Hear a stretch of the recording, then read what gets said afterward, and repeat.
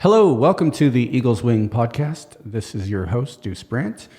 Today we have a special guest that is here with me today. I'm going to do an interview with Sandy Brandt. Sandy Brandt is, first of all, she is my wife and partner in life, as well as a whole lot of other things, a mother, a friend, a daughter, aunt, all those fun things. But specifically, what I'd like to talk about today is her business and her creative outlook on painting and murals. And so Sandy's created a little business called Sandy Brandt's Murals, where she's created some murals. She's done a lot of artwork in the classical sense, traditional with, paint brushes and paint and all that fun stuff. And disclaimer up front, although I am fairly competent in digital art, I extremely lack the ability with traditional, and so I find it really incredible, and it's something that I really think that she does very, very well, and I really appreciate it. So Sandy, tell us about yourself. Hi, thank you, Deuce, for inviting me today. Well, I started painting at a very young age. I did not go to school for this.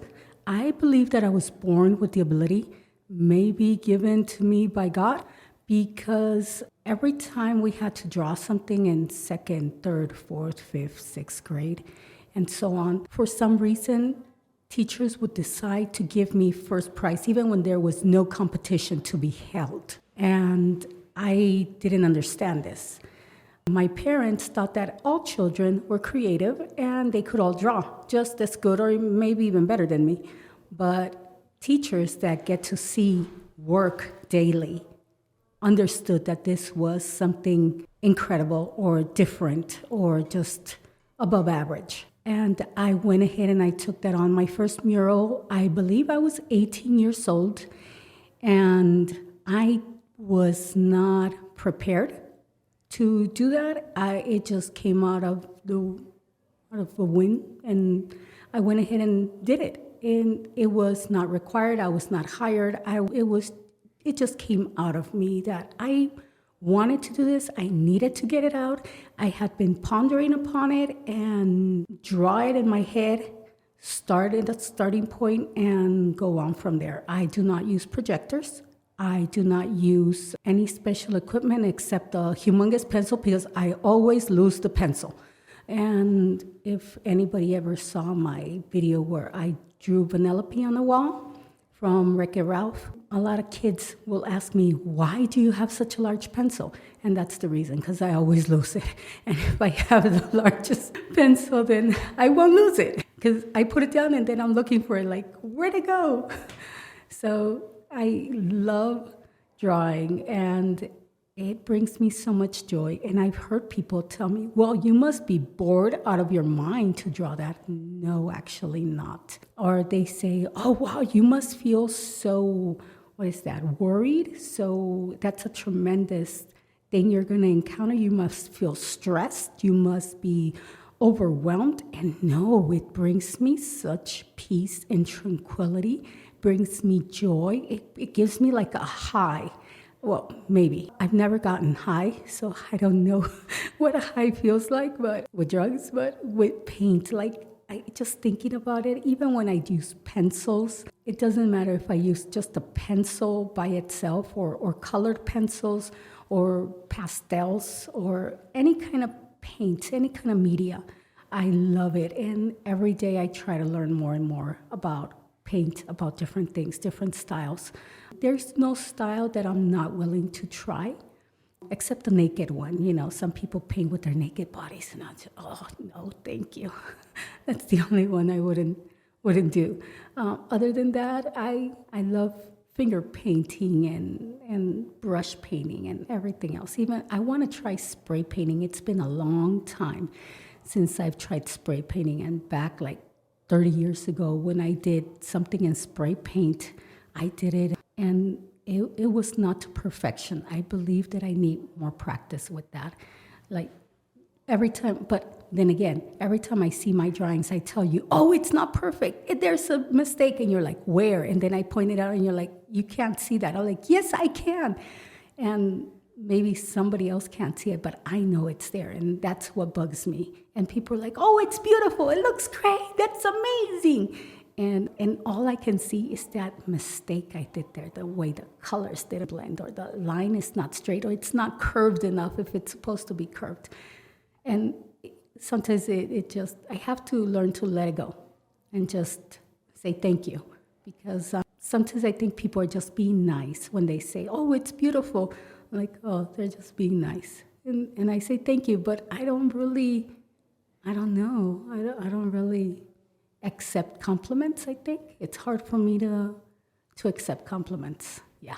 So it's interesting because I'm very similar when I'm doing digital art, in Photoshop or Illustrator, InDesign, putting something together, being super zoomed in and close and working on it. And I think it's because we are so face to the canvas and we're so intimate with it. We see it. And there's this thing of perfection that I kind of think that we're trying to get to, but it never happens. Like there will always be something. It was either Michelangelo or Da Vinci, one of the Renaissance painters, that said, it's beautiful. You're painting this incredible cathedral, and he was on his back painting the ceiling. And they were complimenting him, and they were like, so when's it going to be done? And his response was something to the effect of, well, it's never done.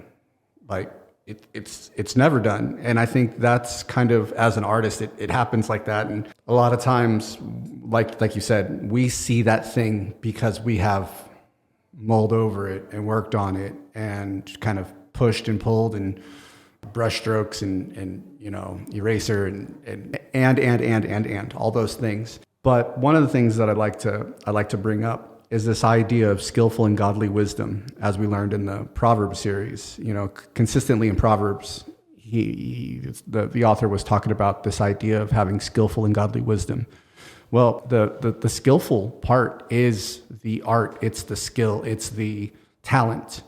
And some of us have God-given talents, and I think in the creative space, it is a talent. I could teach you how to use the Photoshop program. I could even help you get certified in the Photoshop program. But if you don't have the creative ability, if you don't have that love and that desire, you're not going to be great at it. The same thing with a great carpenter or a mechanic or a masonry, a person who lays bricks and creates incredible masonry work.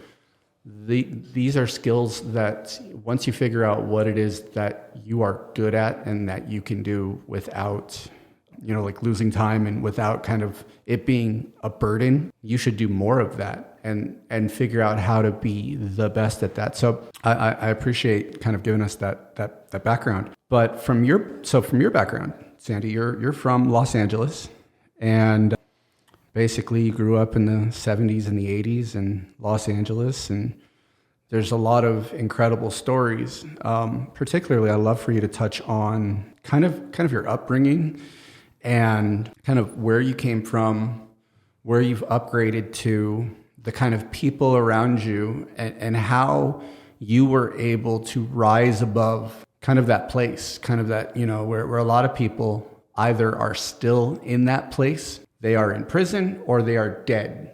I mean, that's the thing about that, but I'd love to hear about your kind of your early days. Well, when I was growing up in the 70s in Los Angeles, California, I grew up around MacArthur Park. That's on 7th Street in Alvarado. There were a lot of elderly white people. That's all you would see. There were single studio apartments from all around there, all the way to downtown. And a lot of people say, oh, so you're from East LA. No, this is west. And it's 2 miles west from downtown. And around that time, there were 2 gangs. One was Playboy, another one was Clanton. And they reigned, but you wouldn't see crime like from them. You just saw graffiti on the walls. Really low quality art. They needed me. But I was very young, and a lot of the community that was there that was not white spoke Spanish. So yo hablo español to perfection. I speak it. And I am very proud that I speak it because a lot of people that I grew up with have lost it. They do not pronounce the pronunciation is gone. The knowledge is gone. They substitute words that are Spanglish, like when you're parking, they say parquéate instead of estacionate, stuff like that. And I love that I kept that. My parents spoke to me in Spanish only, which made it really difficult when I started school. I didn't start school because it was so overpopulated. My mom went to enroll me, and they told her that there was no open spots and they were going to put me on a waiting list. I did not get to go to school until second grade, and it was for, the week of St. Patrick's Day. I remember getting pinched because I didn't have green, and I didn't know what green was. I just knew it was the color of grass and trees. And I'm like, wait a minute, I do have it. And then I didn't get pinched because I showed that I did have it. But it was hard for me to learn the difference between letters, numbers, and shapes, because everything to me looked the same. You know, a triangle with one leg, it's called a 4. A triangle with 2 legs is called an A. A triangle with no legs, it's a triangle. So that was confusing, and that's what I saw. Now, other people, I don't know how they started to speak English, but I started watching TV. The shows like Different Strokes, Facts of Life, and PBS Kids, Sesame Street, that kind of stuff. Inspector Gadget and Get Smart, Gidget, all those programs, the Golden Girls. And that's where I learned my English. So a lot of the time when I would say something, people took it as offensive. If I said, oh man, I heard that he croaked. And they're like, oh, how dare you say that? I'm like, what? And I'm thinking, what's wrong with saying that? Didn't they just say that he died? And somebody else said, like, they're lying that he left. How did he leave? Who did he leave with? Did he finally leave with his mistress? You know, that's the kind of stuff that ran through my head because it didn't make sense trying to understand when my primary language was Spanish, trying to understand English. So it was a little hard, but at 11, 12 years old, that's when I was first able to form sentences in English and be able to communicate and express my ideas. So seeing all the crime and everything, I remember I was 9 years old when the first time I saw somebody get killed, and it was by the rival gang to these other 2 gangs. Around the 80s, there was a war in Central America, so a lot of those people started to come. A lot of them were children that had lost their parents to war. They had seen their parents die in front of them. So that creates like a callus in your heart. They lose respect for life, maybe, or death doesn't affect them as much when it's not in their family because the most tragic thing has already happened. They've seen their brothers, sisters, mother, father, grandparents, neighbors die to bullets, to gunshot, and it's horrible. So they came in and they killed off the other 2 gangs. And that was hard because I was scared. I was 9, 10, 11, 12, making up a plan. How in the world am I going to get out of this neighborhood? I couldn't wait to be 18 and be able to move away. Growing up, it was hard because, at least there, because if you were not with the gang, they thought of you as being against the gang. So either you had to run with them or get killed. And many of the times they will come up to me, they're like, hey, how come you're not going out with us when we have to go get some cars? And I don't know what they were doing with the cars, but I remember telling one of them, I said, dude, it takes you 15 minutes to open a car. By the time you open a car, I can open 4 or 5. And he's like, no, you never go out with us. I said, when you can keep up with me, I'll go out with you guys. But I used to practice when nobody was watching in my mom's cars. She had a Ford Escort, and she had a Datsun, a truck, little itty-bitty Datsun. And I used to go ahead and get a triangle. Well, I can't tell you exactly what I get. I used to get the supplies that I needed. It was just 3 little things, and then open up a car. So the last time I did that was maybe a decade ago at church. Somebody locked their keys inside the car. Oh no, I did it like 5 years ago too for my friend. She came to visit me and her keys got stuck inside somehow.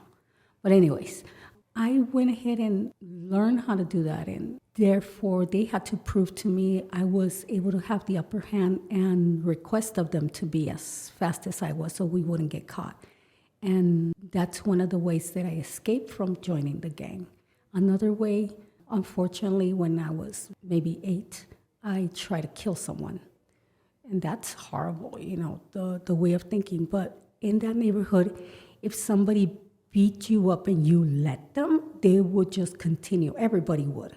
It was like, let's take turns. But if you establish your dominance at the beginning and you started beating up 1, 2, 3, then they will leave you alone. So that's kind of the thing that this led me to. But then there was a lady who used to love to gossip, and she spread the word of this event, over-exaggerated to a point that I didn't quite understand it was me that they were talking about when I heard the story from somebody outside of my neighborhood. So there were people 1 mile away from where I lived that knew of a girl named Cindy that was beating everybody up, that could kill you, and could get into a fight with 12 people and make them bleed. And then the realization came in that they were talking about me. And it's not that I'm trying to show off, because that's not my point. It's not that I want to say that I'm badass, because that's not my point. I'm old. And I'm not a teenager. I'm not a 20-year-old. I'm not a flashy person. I'm not, pretentious. I'm just telling what I lived. And people stopped messing with me or trying to mess with me or trying to get into fights with me.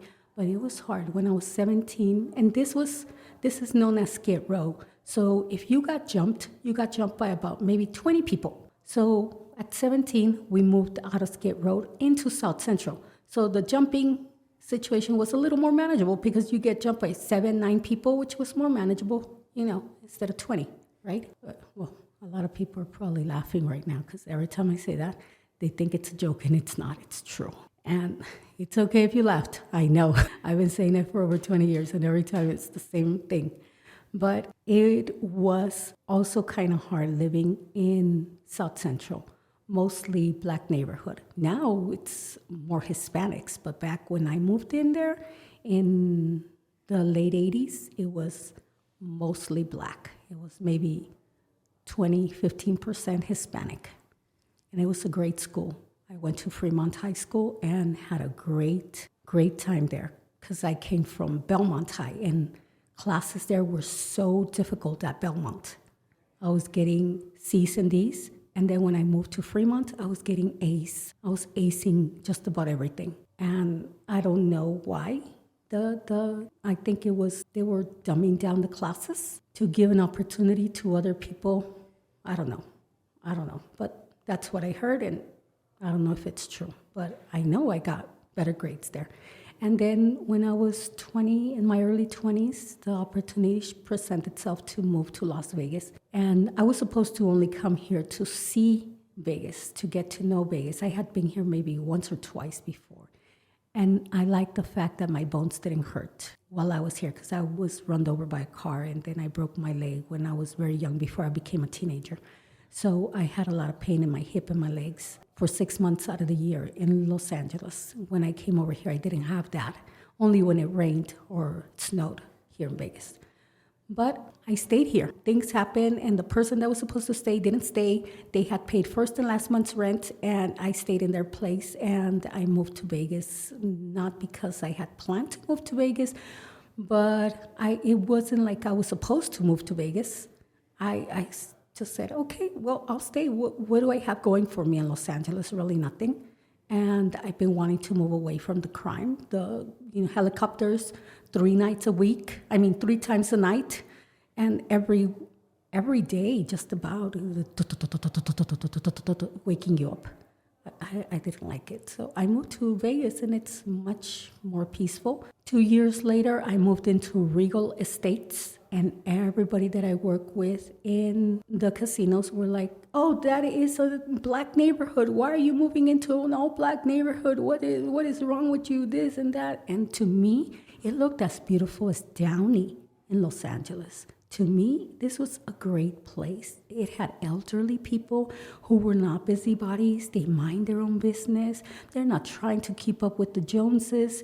And it was beautiful. And to these people that would say, oh, they're Black. And I'm like, do you see my arm? Do you see my skin? Do I look white to you? I'm Mexican. And I'm proud of being Mexican. I'm not going around hiding it, putting, making my whole head blonde or trying to bleach my skin or, I love who I am.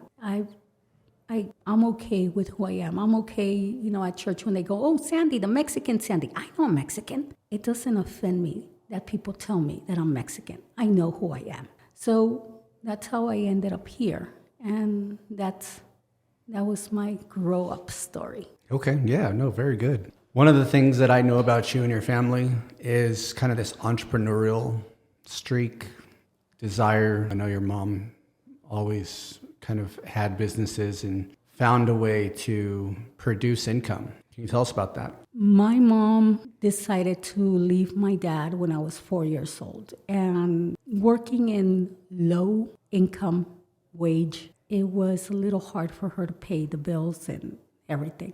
So she needed a little help. She brought from Mexico her sisters. Both of her sisters were married. Well, one was married and the other one was in the process. So she brought her mom too, my grandma. And the men will work and all of them will put together their money to pay the rent, pay the bills, pay the food.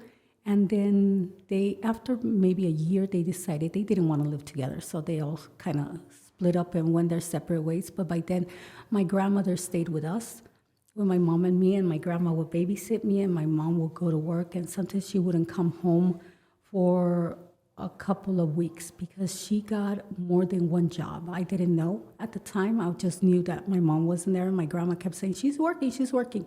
There was a place, there was the most popular dance place called El Palacio in Huntington Park. So it was the other way, going from work.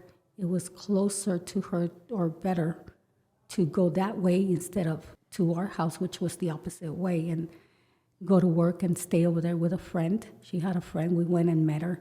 And every time we called, that friend would answer the phone, and my mom would always be there. So my grandma felt comfortable that my mom was okay and we would be, at our apartment.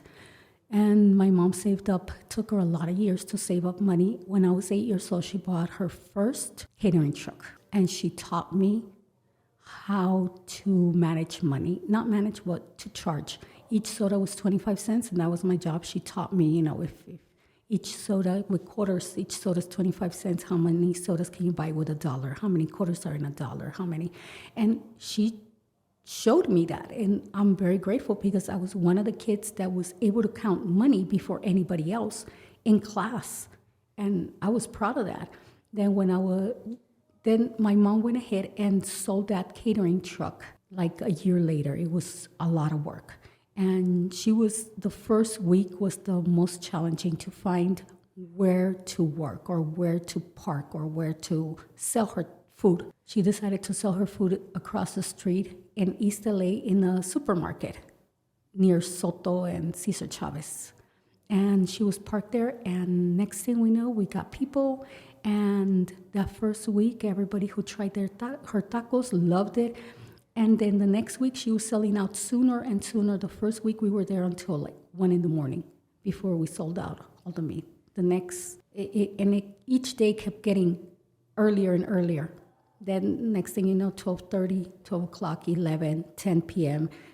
Oh, and it was a lot of people. All of a sudden, everybody wanted to eat at her taco place. And she was buying 20 pounds of meat. Then she had to go to 40. But she couldn't go anymore because the refrigerator couldn't take. But it was too much work, she thought.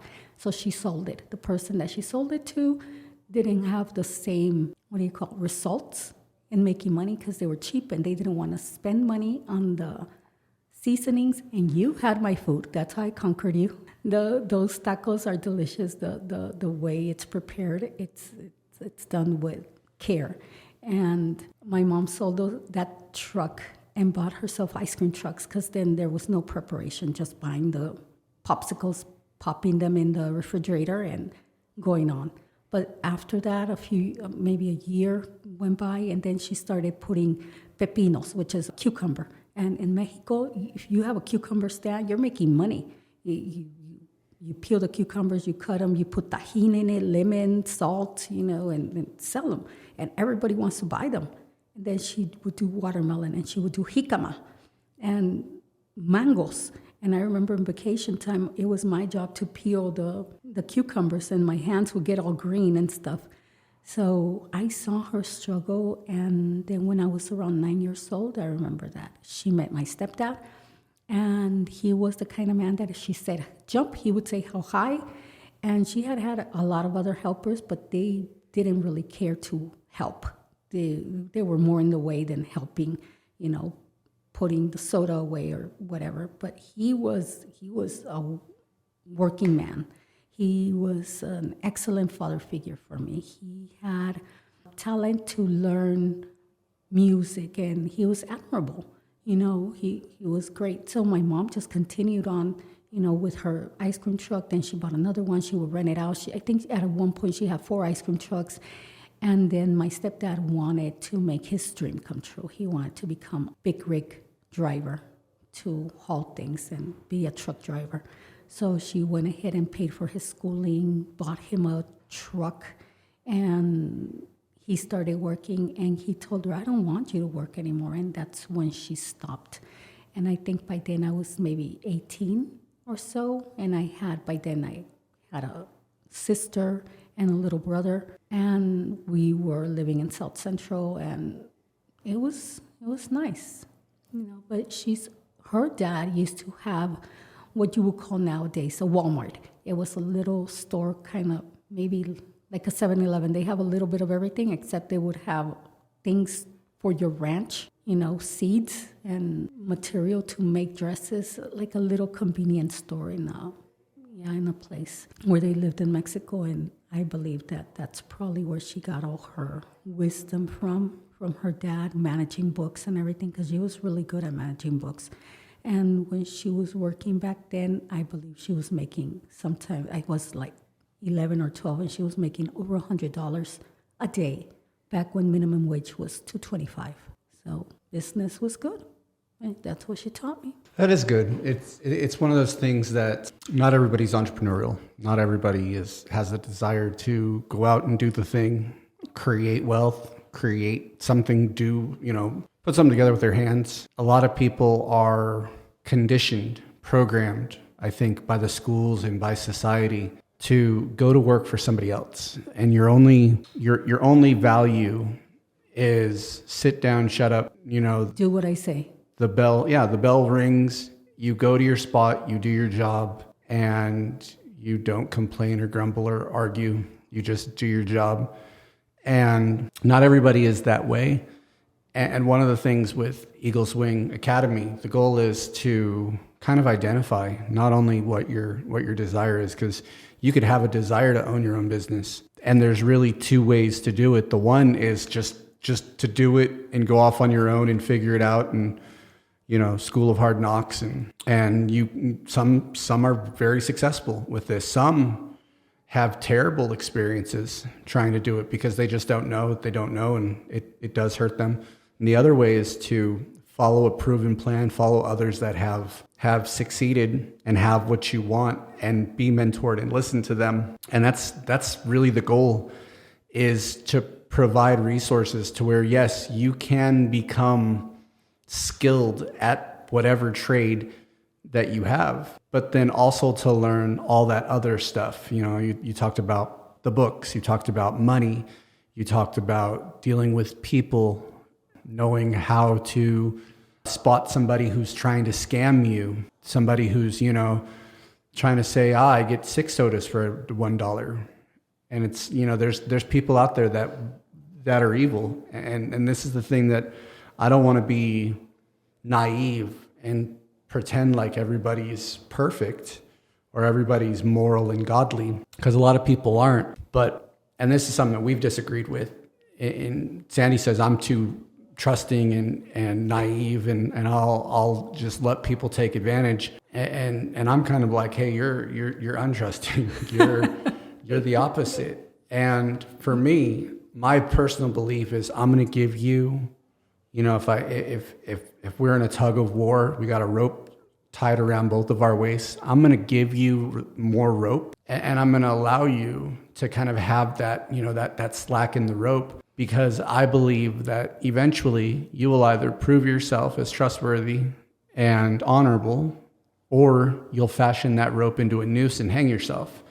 And Sandy's already like, yep, everybody's wrong. I'm not going to trust nobody. I think we're both correct.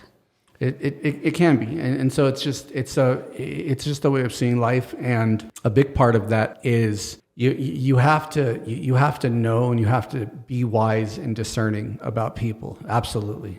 And this means, in our work relationships, if you own a business, if you work for somebody else, how you're dealing with customers, anybody who's worked as a cashier.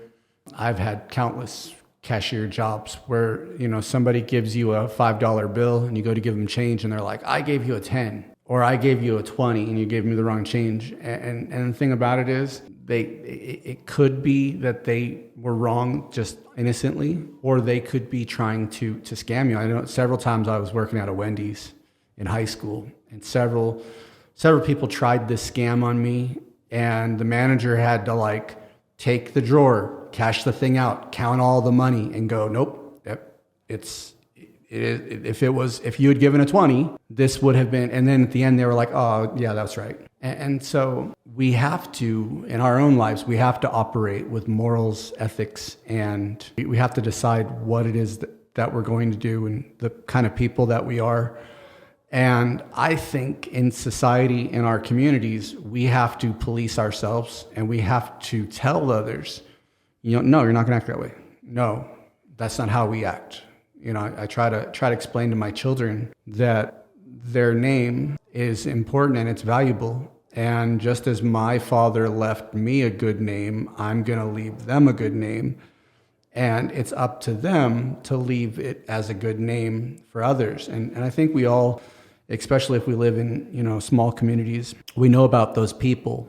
And you're like, oh, you're a Smith, you're a Williams or whatever, and it's like there's a bad reputation associated with that name. And we as a people, I think this is where a lot of Christians get a bad name, is that we don't operate and we don't act in the way that the word actually says to act. We don't have a moral and ethical compass to follow. And I'm not here to tell you what your faith should be, but if you're going to be that thing, be that thing. It doesn't matter if you want to say you're a Christian or you're a Hindu or a Catholic or a Muslim or an atheist, agnostic, whatever it is that you say that you are, Republican, Democrat, Independent, Libertarian, I'm black, I'm white, I'm Hispanic, I'm Korean, I'm, the whatever label you're willing to put on yourself,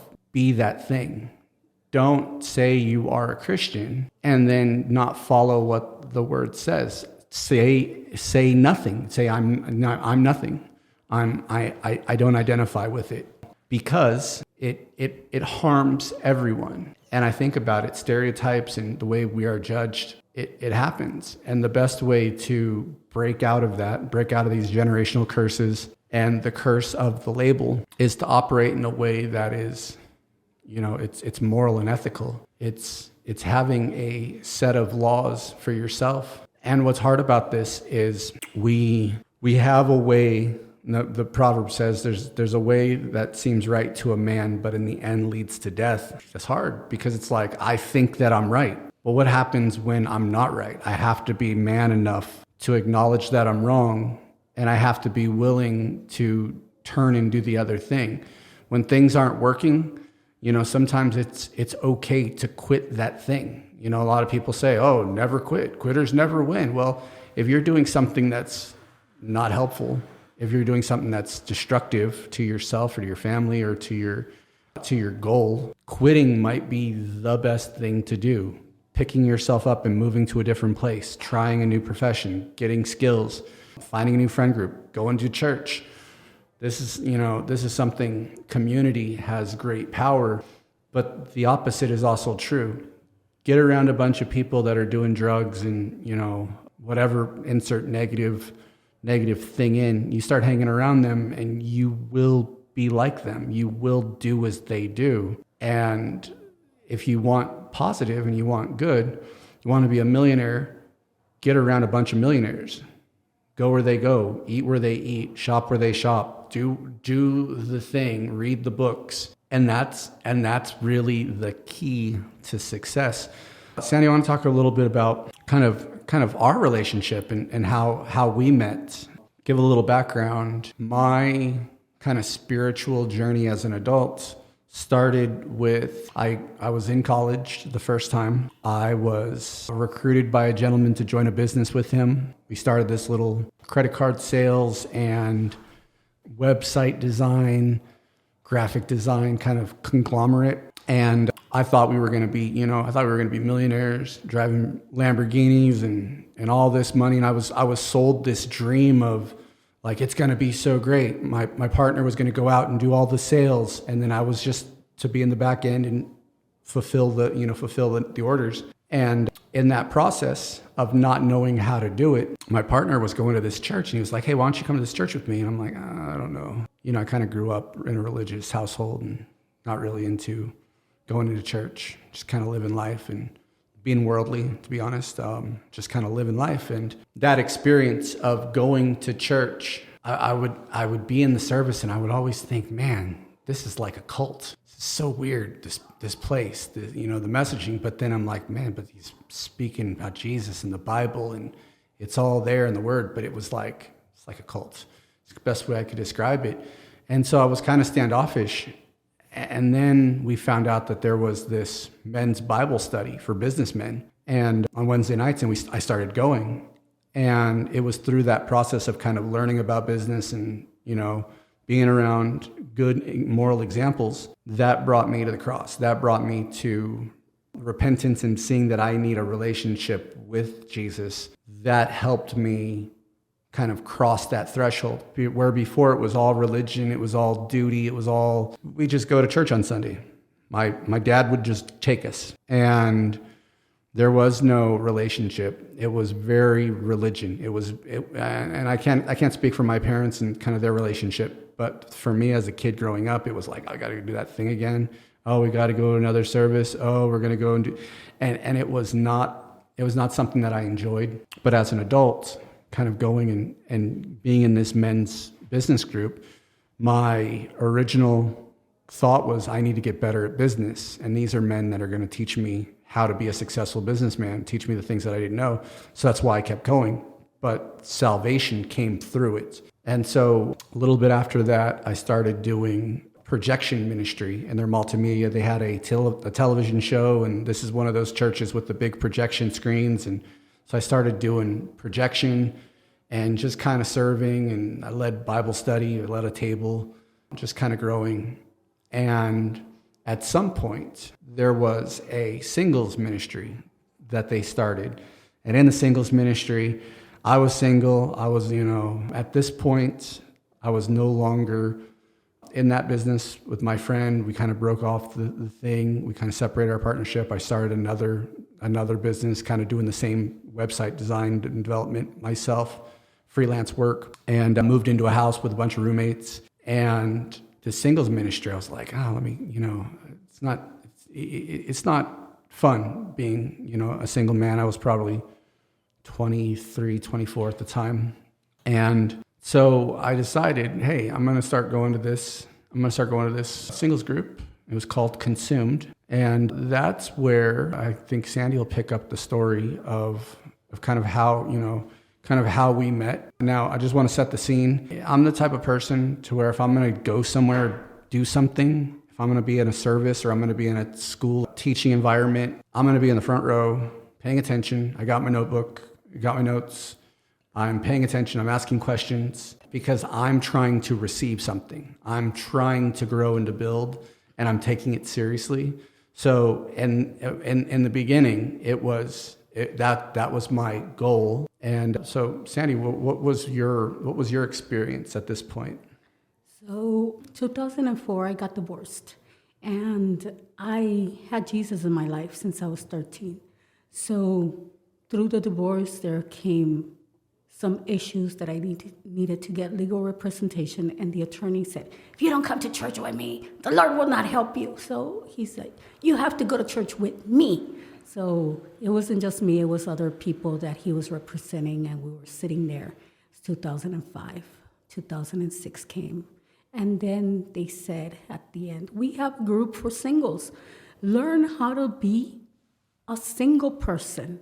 If you don't know how to live life with God, being single, come and join this group. So I said, you know what, I'm single again. I want to learn how to live happily single.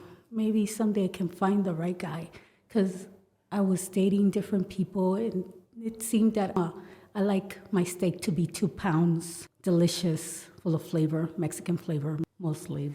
And these guys that I was meeting were like a quarter of a pound of meat, and I'm like, they didn't have any quality, any substance. What they had in their hearts, in their minds, didn't fill me. I felt like, wow, this guy has the business sense, but he lacks family, he lacks values, he lacks respect, he lacks this. This guy has respect, but he has no this and that. And this guy has, So I said, okay, and I put it together, and that's how I heard it somehow in my ears when I was praying.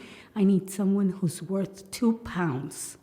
Like when you want a steak, you want something that will fill you, and you can have leftovers that it's going to be great. And I'm like, okay, this is what I want. So I said, well, I'll stop dating, Lord, and I'll give these Sundays to you, and I'll just wait on you, because I know you made somebody for me, and I'm just going to trust you that you made the right person for me.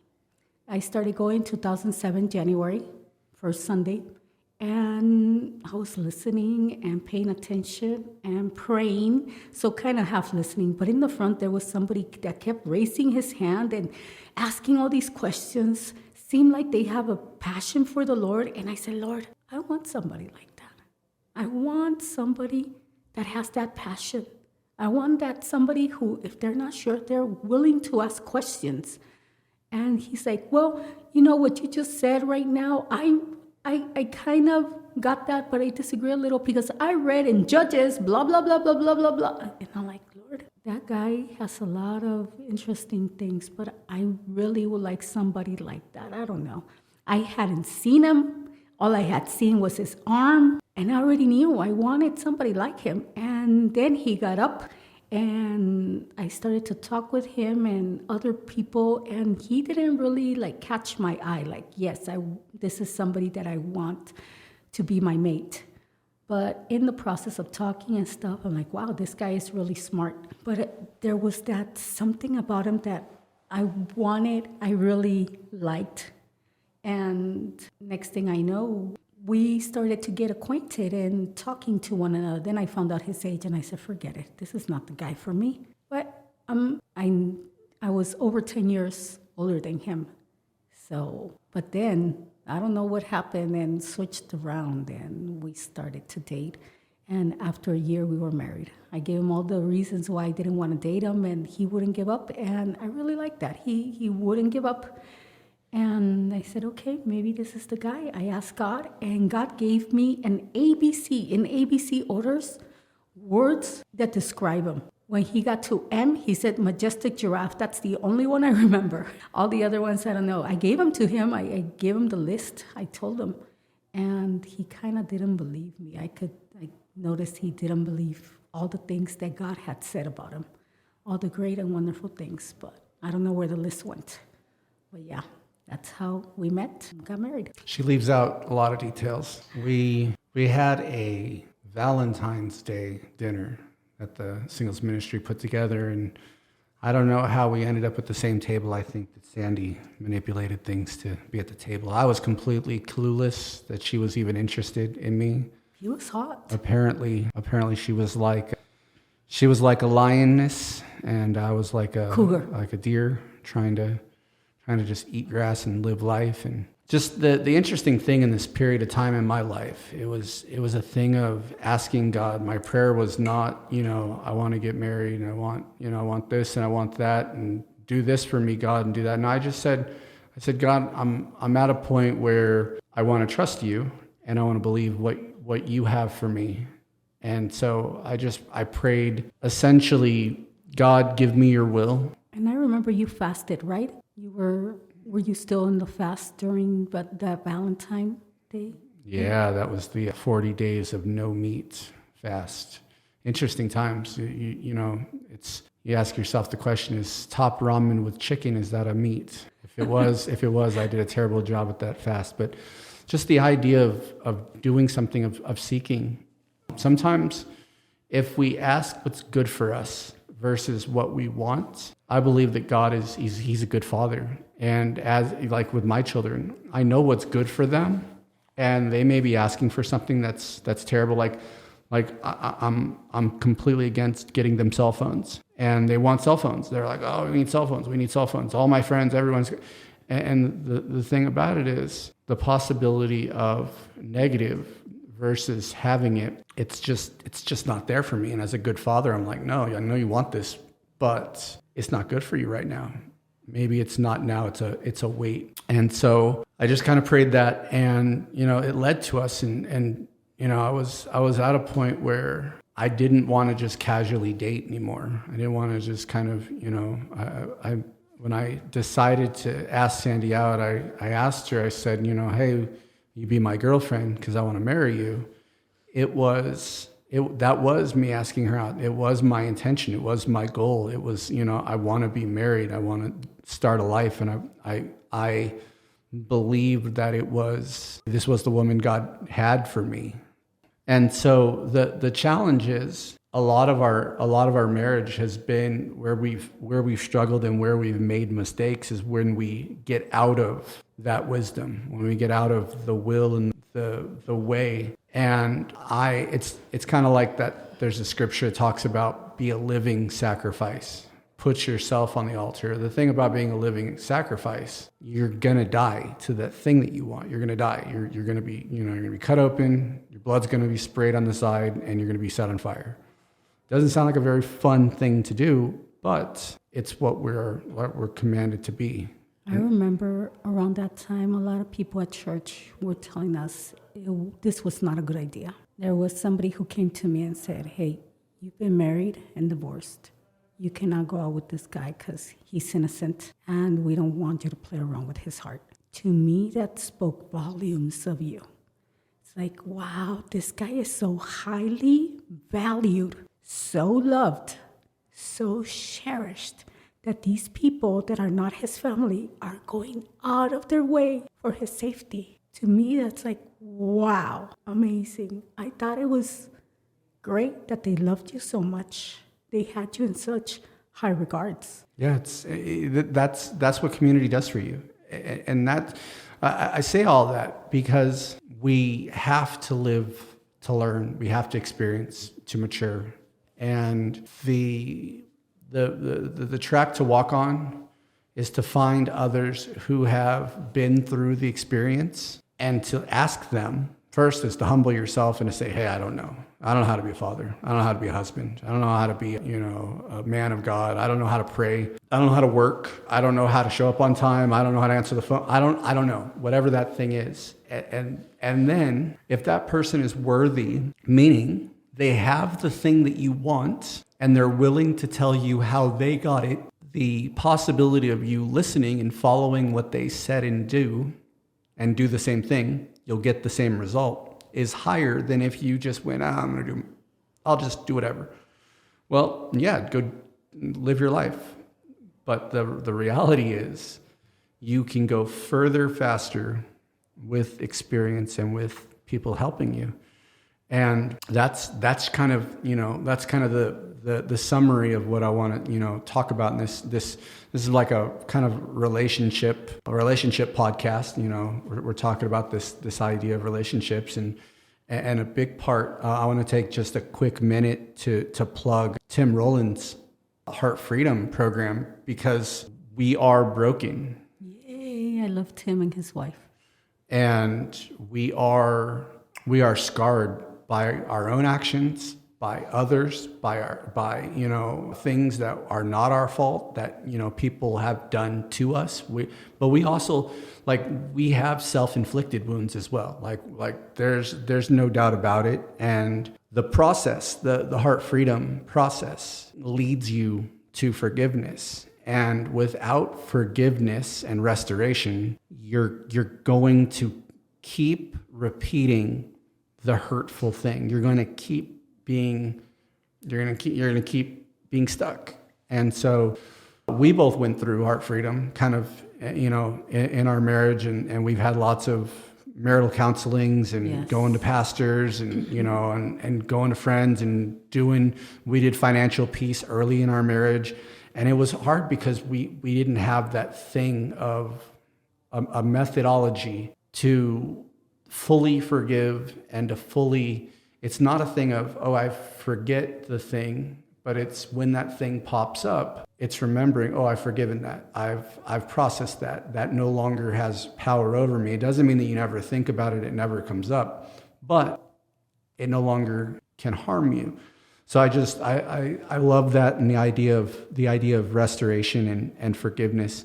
And, you really cannot go wrong with the process of heart freedom. If you're in any stage of the relationships, if you're single, if you're engaged and you're going to get married, if you're newlywed married, you've been married for 10 years, you've been married for 50 years. It's really, or if you never got married, or you're married and divorced, or married and widowed or widower, or the idea of having a reset for yourself and being able to process stuff.